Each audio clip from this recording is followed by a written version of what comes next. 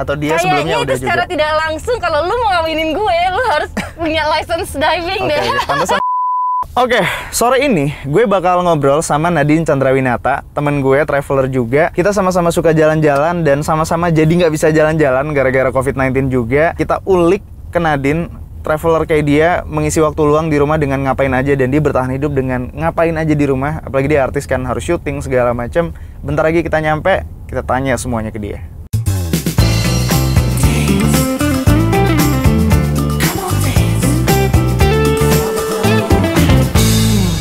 Nadine Chandrawinata. Halo. Hai, apa kabar? Baik, astaga. Kita terakhir ketemu itu di Lombok ya? Iya, itu Di Lombok. Di Lombok, kayak sebelum corona. COVID, Sebelum corona, iya. Sebelum pandemi itu, terus udah deh. By the way, ini sebelum kita ngobrol, gue bawa hand sanitizer. Boleh. Kalau mau pakai. Iya, jadi memang harus selalu standby sih sekarang ini ya. Lengkap ini semua. Iya, lengkap. Baru banget nih, masih disegel. Mobil juga tadi udah Oke. gue disinfektan segala macam. Oke. Lo termasuk orang yang lebay juga nggak dalam menerapkan protokol? Awalnya santai, tapi kayak it's getting real aja sih semuanya, dan kayak ini bukan main-main, karena kan gue juga maksudnya browsing buah kasus di luar Indonesia lah. Ternyata memang virus ini bermutasi ya. Jadi gue cukup concern sih, tapi kita mencoba untuk tidak menyalahkan orang atau menunggu orang mengasih bantuan, tapi at least kita bisa ngelakuin buat diri kita dulu nih, safety kita, healthy kita, dan kita tidak menjadi apa ya bilangnya yang membawa virus itu gitu. Tapi nyadar nggak sih yang bikin berasa itu kalau tadinya yang kena itu temen siapa gitu? Jauh lah. Jauh, Ya, kayak udah circle kesekian gitu. Makin kesini tuh benar-benar orang yang gue kenal. Betul.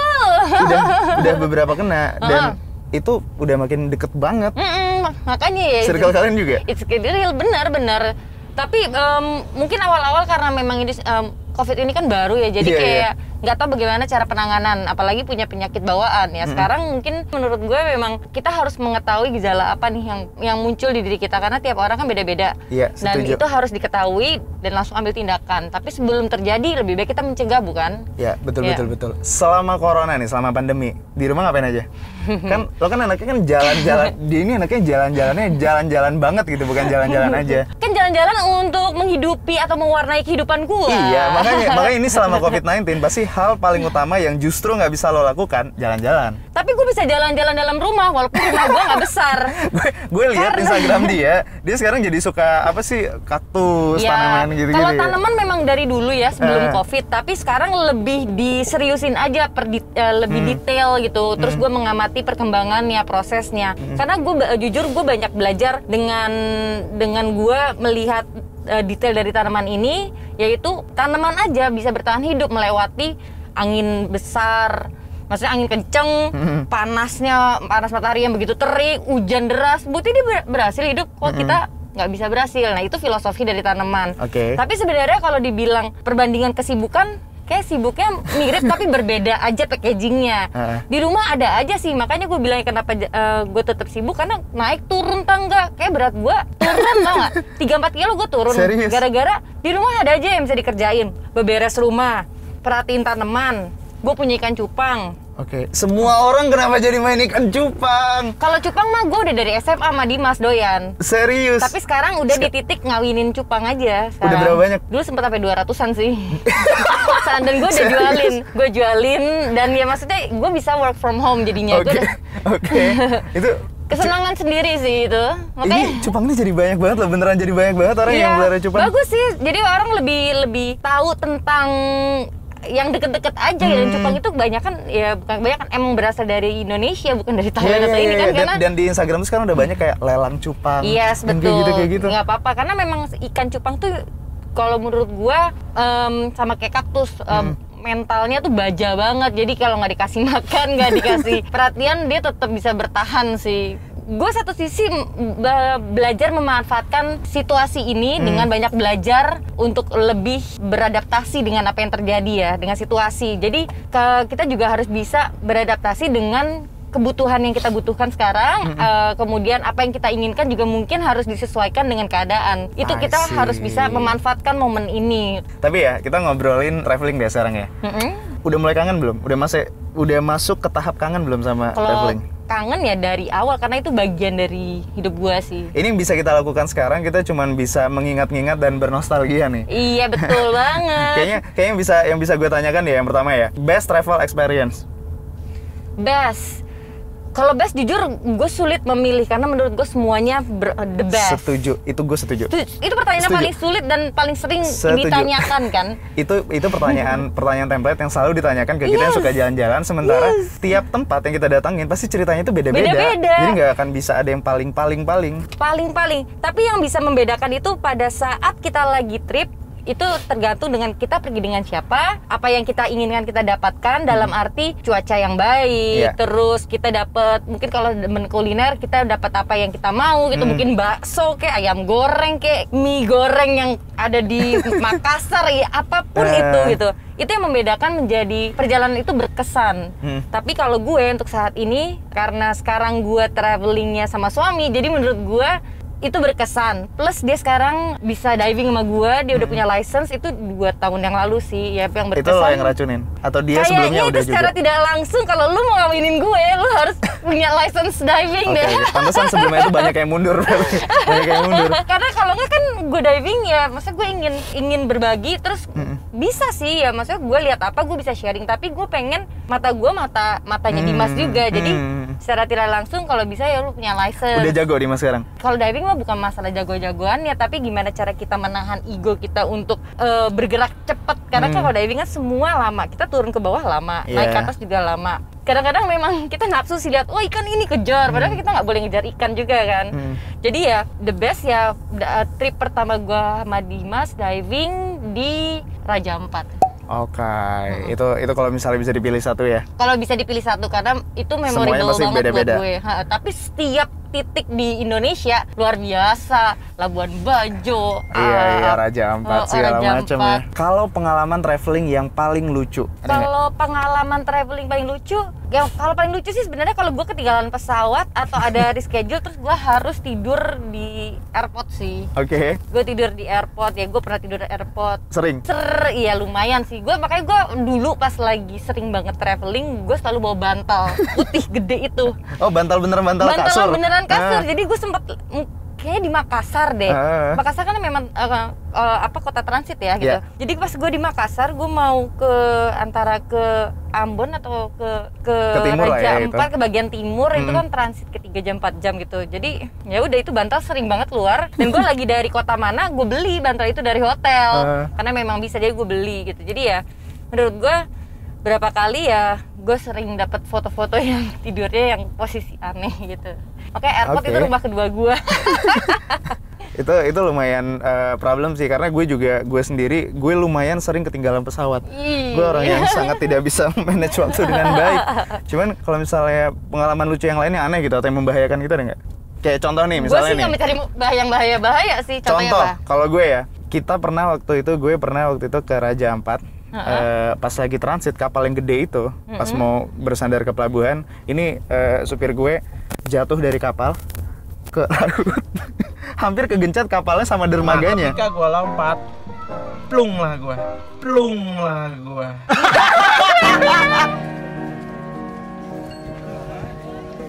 Dan itu heboh banget, satu pelabuhan langsung rame ngerubungin. Gue nggak tahu dia jatuh kan. Jadi pas gue mau keluar kapal, orang rame-rame dia keluar duluan, keluar dari jendela. Soida keluar duluan. Terus gue liat orang rame-rame teriak kan. Terus gue sama bini gue, ada apaan tuh rame-rame? Terus ada yang ngomong di belakang, ada yang jatuh dari kapal bang. Terus gue kayak, gila, goblok banget ada orang bisa jatuh dari kapal. Gue bilang kayak gitu. Begitu gue keluar ternyata supir gue. Dan itu besoknya itu masuk semua koran di Ambon. Itu lucu sih. Itu masuk koran segala macam dan dia jadi terkenal banget pas kita balik ke bandara gara-gara ini abang yang jatuh kemarin ya. Lo ada pengalaman serandom itu nggak? Gue ada sih. Gue inget di Manokwari. Jadi gue lagi nunggu mau terbang dari Manokwari balik ke pasti di daerah mungkin gue nggak tahu ya di Papua. Gue lupa tuh soalnya waktu itu lagi terus loncat ya. Gue inget banget tiba-tiba ada pemberitahuan mundur kenapa? Ternyata pesawat yang kita mau tumpangin nggak bisa landing gara-gara ada kumpulan kerbau, mereka nggak mau pergi. Jadi mereka jadi udah turun tuh naik lagi. Jadi butuh hampir sejaman ngusirin itu kerbau supaya landing. Jadi itu gue ngakak banget sih lihat dari luar, emang ya ampun tuh kebo tahu aja parkirannya di mana gitu. Itu tapi emang poinnya dari traveling ya, kita selalu ketemu sama experience yang beda-beda dan yang aneh-aneh itu ada aja yang ada, tapi itu ngangenin. Dan jadi punya cerita seru buat diceritain ke orang. Kalian pengen punya nggak cerita kayak gitu? Nanti ya. Nanti sekarang nggak bisa. Sekarang bukan waktu yang tepat untuk kita jalan-jalan. Iya. Lo sendiri gimana semenjak yang terakhir kita ketemu di Lombok? Itu lo masih sempat jalan-jalan nggak? Nggak ada. Nggak ada kemana-mana. Aku seneng sama Jakarta. Terakhir kali. Kayak nggak tahu ya. Energi dari Jakarta tuh berubah. Kayak pertama mungkin bisa dilihat yang paling dekat adalah kita bisa lihat langit lebih makin cerah, biru, iya. makin biru. Setuju. Terus bernafasnya juga jadi lebih kayak nggak tau itu suges atau gimana, tapi gue ngerasa lebih fresh, lebih bersih lah, walaupun mungkin secara statistiknya katanya masih sama aja gitu. Terus traveling nggak akan kemana-mana, maksudnya kota-kota itu tidak akan kemana-mana, malah justru sumber daya alamnya itu akan lebih baik, pepohonan, binatang-binatang ya semua pada menjadi lebih sehat karena sentuhan akan manusianya lebih jarang gitu. Dan itu gue dapat informasi dari resort gue di Raja Ampat Dive Resort, itu lumba-lumba tuh kayak jadi banyak banget di dermaga gitu. Dulu mungkin ya cuma sore doang keluar. Jadi menurut gue ya ada yang patut kita syukuri juga dengan ini, dan gue memang melihat bahwa ya sekarang memang mungkin waktunya untuk bernafas semuanya, dan dari yang untuk manusianya ya kita mencoba untuk lebih bertahan solid, plus orang tua bisa menjadi lebih apa ya bilangnya parents touch kali ya, hubungan anak dengan orang tua juga lebih baik lagi, mungkin yang dulu terlalu sibuk sekarang bisa lebih berkenalan gitu. Setuju sih, sayang banget sih soalnya sebenarnya karena banyak banget tempat-tempat indah di Indonesia yang bagus tapi kita lagi nggak bisa kunjungin sekarang. Iya betul. Itu sih sayang banget sih. Tapi ya tenang, tempat-tempat indah itu tidak akan kemana-mana, akan tetap semakin indah nantinya kalau kita memang sudah ada waktu yang tepat untuk melihatnya. Setuju. Tapi kalau untuk sekarang, bagi yang mungkin punya pekerjaan yang harus keluar kota Jakarta atau memang harus berpergian, ya itu tidak bisa dihindari. Tapi tetap protokol harus tetap dilaksanakan ya, dalam arti kayak kita ini bukan tanggung jawab siapa-siapa, itu tanggung jawab kita sendiri dan kewajiban diri kita sendiri. Bukan berarti harus ada polisi yang selalu memantau kita bener nggak nih kita selalu pakai masker atau jaga jarak, tapi itu sebenarnya tanggung jawab kita sendiri. Itu gue suka sih, karena gue masih lihat ada orang beberapa yang pakai masker karena diharuskan pakai masker, bukan pakai masker karena dia ngerasa dia butuh pakai masker. Itu dua hal yang berbeda loh, sama kayak orang pakai seat belt, safety belt itu kan kita perlu pakai karena supaya kita selamat gitu kan, bukan karena biar nggak kena tilang. Iya benar. Oke. Plus kasih tahu anaknya untuk pakai masker susah gitu. Jadi menurut gue memang harus dikasih tahu tujuan menggunakan masker gitu. Oke. Ibu Nadine. Belum jadi ibu. Ibu Nadine, ini gue mau nanya nih. By the way kemarin gue lihat teman-teman artis, travel influencer gitu. Mereka udah mulai mengedukasi protokol kesehatan berwisata. Apa namanya? CHSE. Jadi kita punya protokol kesehatan berwisata. CHSE itu Cleanliness, Health, Safety, Environmental, Sustainability. Jadi memang bagi orang yang harus pergi, dia bisa menerapkan protokol kesehatan berwisata ini. Jadi memang harus menerapkan yaitu contohnya apa tuh misalnya? Kebersihannya kita harus memperhatikan kebersihan kita, yaitu hand sanitizer, kemudian sering cuci tangan, kemudian kalau health-nya kita juga untuk cek suhu, terus environment sustainability-nya semua barang-barang yang kita bawa dalam arti kayak tumbler, kita bawa sedotan sendiri, terus box makanan sendiri, itu semua diperhatikan karena memang itu kan kita mengurangi semuanya semua hal. Dan kita juga kalau untuk health-nya juga kalau kita mau bayar-bayar segala macam juga kayaknya udah nggak ada kontak fisik ya. Dan udah nggak pakai uang cash lagi juga ya? Iya, mengurangi. Kita ada beberapa titik yang nggak bisa, tapi sekarang udah hampir semua yang tidak terlalu berkontak, kontak fisik tepatnya gitu. Jadi menurut gue kayaknya itu suatu hal yang positif dan harus diingatkan kembali, diingatkan terus dan harus dipraktekkan. Karena menurut gue suatu yang itu kan sebuah perubahan gaya hidup ya. Pada saat kita mau mencoba itu pasti akan nggak nyaman. Risih gitu karena suatu yang aneh, yang baru dan belum terbiasa. Tapi menurut gue nanti lama-lama lo akan biasa dan lo bangga untuk ngasih tahu ke orang-orang bahwa ini bukan suatu hal yang aneh kok, ini sebuah perubahan yang membuat kita semua aman. Emang siapa yang lo lihat udah Kayak gitu. Jessica Mila, gue lihat juga. Dia kemana? Dia kemarin ke Bali. Oh, yang ke Bali, oke. Dan gue seneng banget lihat instastories dia karena memang banyak banget edukatif yang bisa kita dapat gitu. Maksudnya edukasi itu dan itu edukatif gitu. Karena memang mungkin ya rada canggung pada saat lo ke suatu tempat gitu yang lo familiar banget sama tempat itu, tapi kayak lo punya gaya jalan-jalan yang berbeda. Tapi kan di situ kan ditunjukin bahwa pada saat lo pengen belanja ya lo harus social distancing. Tapi kayaknya walaupun tempat yang kita tuju nih ya udah siap dengan protokol apapun, dari kitanya sendiri juga harus siap kali ya. Ya memang harus dari kita dulu lah. Masa berharap sekitar kita pada ngertiin kita nggak? Jadi kemanapun kita pergi, baik keluar rumah aja, kita harus tetap sama diri kita sendiri. Maksudnya kita harus siapin dalam arti mental kita.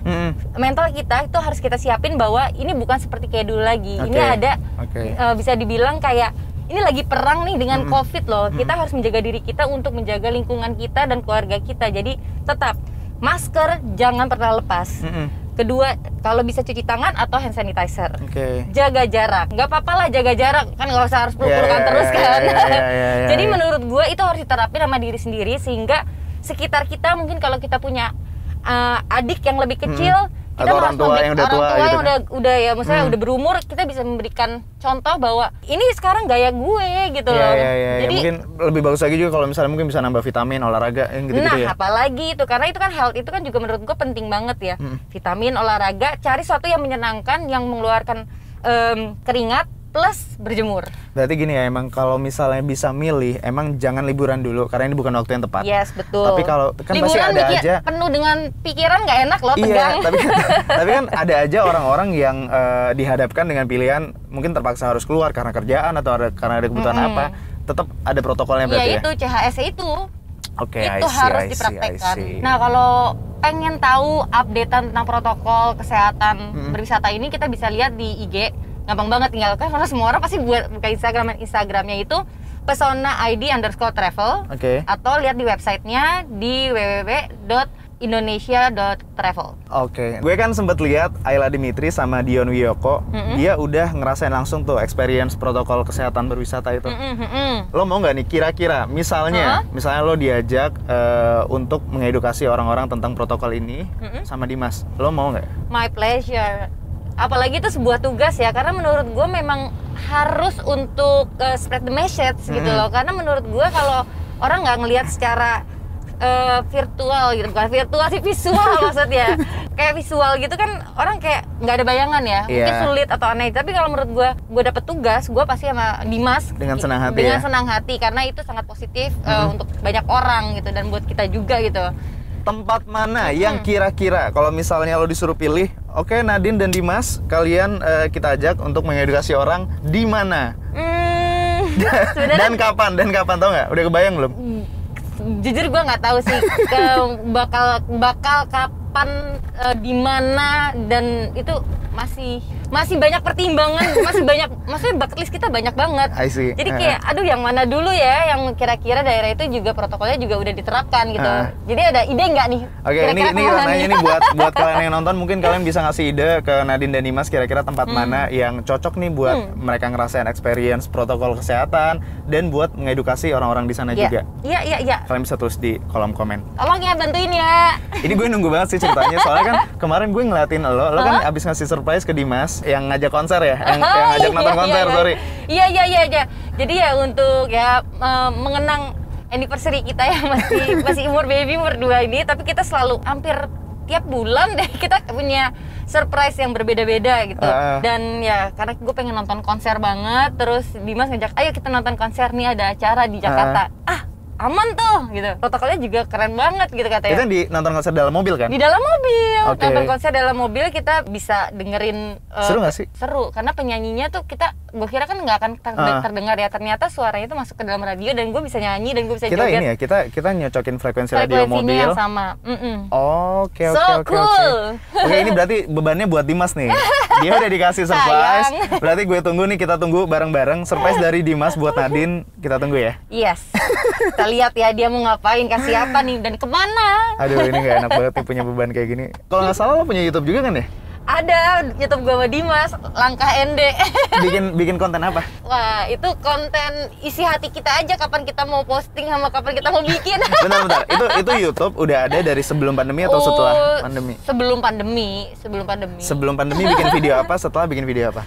Kalau sebelum pandemi, kebanyakan filmnya Dimas yang bisa dibilang abstrak lah. Oke. Hasil karya dia, bukan tentang dia bikin film pendek gitu? Dia bukan film pendek, jadi buat video klip. Oke. Terus potongan-potongan video pada saat dia lagi syuting atau traveling gitu. Jadi hasil karya dia, bukan tentang kita atau tentang dia gitu.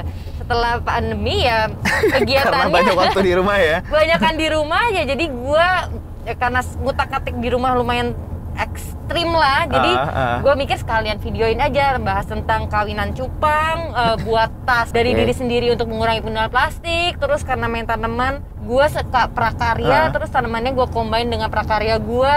Siapa lagi ya? Itu gue pengen nonton sih, yang cara ngawinin cupang gue pengen nonton sih. Wah, harus tuh. Cupang itu kalau dijual mahal nggak sih? Dari 50 ribuan ada sih, sampai Gini, berjuta-juta. bentar, ini out of topic ya, Cupang nih ya, harga cupang modalnya itu berapa? Sepasang cupang itu modalnya berapa? Tergantung, karena tipenya beda-beda. Anggaplah yang paling bagus. Ya, bisa 2 jutaan, 3 jutaan kayaknya. Ya udah, yang biasa-biasa aja deh, yang 100 ribu ada? Ada.